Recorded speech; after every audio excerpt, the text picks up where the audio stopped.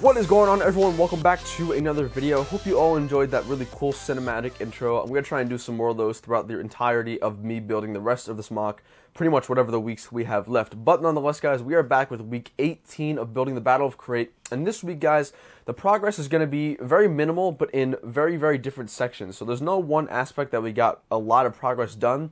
So just for a recap, guys, last week, or maybe the week before, whenever I did last segment, week 17, we got the mound on the other side up to about the same height, and you guys can see my man cheered him way up there, kind of just chilling.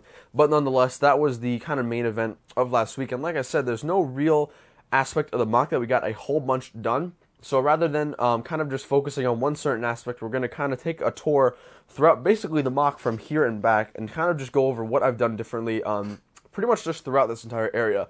So number one, guys, what I wanted to do is I actually wanted to add another vehicle into the mock. I wanted to add something that really kind of brought the entire mock together, and I think the implementation of a First Order TIE Fighter was exactly what I was looking for. So I think that's going to stick in the mock for a while. I do want to put it on some slanted edges so you can kind of like tilt it, make it look like it's actual flying and not just kind of just straight on like this. But again, that's kind of a rough prototype. But let me know what you guys think of the implementation of this TIE Fighter. I feel like it makes sense over there too, because obviously we have the Crash Ski Speeder and we have a TIE Fighter right next to it, so I think that works out really well. And secondly, we did revamp the Crash Ski Speeder itself.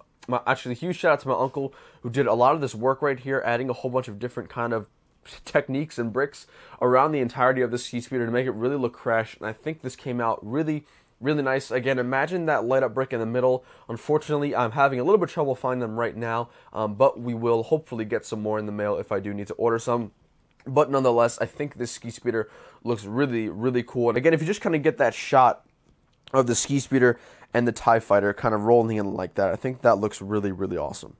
And then moving down closer here, guys, we did get the implementation of another foxhole. If you guys remember, the other foxhole was actually over there, but now we have another one. And again, I just put a minifigure in there for scale. I think this looks really awesome. Again, using those different pieces, the wedges, the slopes, to kind of get a really nice technique going. I think that looks really awesome. And I do plan on implementing at least one more foxhole, hopefully somewhere back there. And then again, moving downwards, we did actually upgrade the underground tunnel a lot.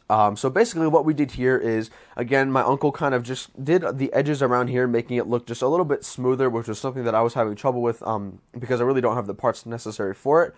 But we did revamp that top, and I think if you get a really good aerial view, this looks freaking awesome. This is looking 10 times better than I ever could have thought. And then we do have some ladders on the sides here for those troopers to get in and out. I'm not going to cover the top because I do want people to see inside.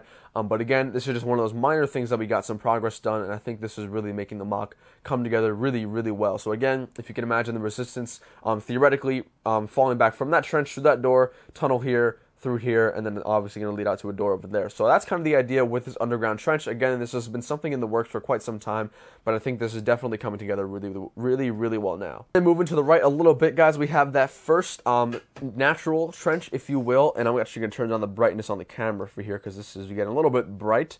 But again, we kind of just smooth around the area. This is something that was left blank. If you guys remember, there was actually a whole bunch of open gaps pretty much everywhere around this guy, but what we did was we just used, again, tiles, wedges, plates, all that kind of stuff to make it look really seamless. And I think that not only does it make it look good, but it makes it look like it's really embedded in the ground. And I think that's something that I had trouble with achieving, and I think we did a really good job with that. Again, guys, let me know what you're thinking of this down below. I think this definitely looks super epic, and I'm really happy with how this turned out. And then the last part of the progress that we got, guys, is going to be the parts for the ATM6. Now, I do want to take this time to show you guys and kind of just explain to you what the process is right now. So basically, I have done 2 build streams, and this is what we got done. We got the back 4 legs done, as well as the front 4 fists, if you will. Now, the idea is I'm going to be finishing the walker by Saturday. I'm not sure if I'm going to be able to stream it just because the build process for the body is actually kind of tricky, and I'm actually not even feeling too well right now. So that's kind of what's been going on with that, but I do want to let you guys know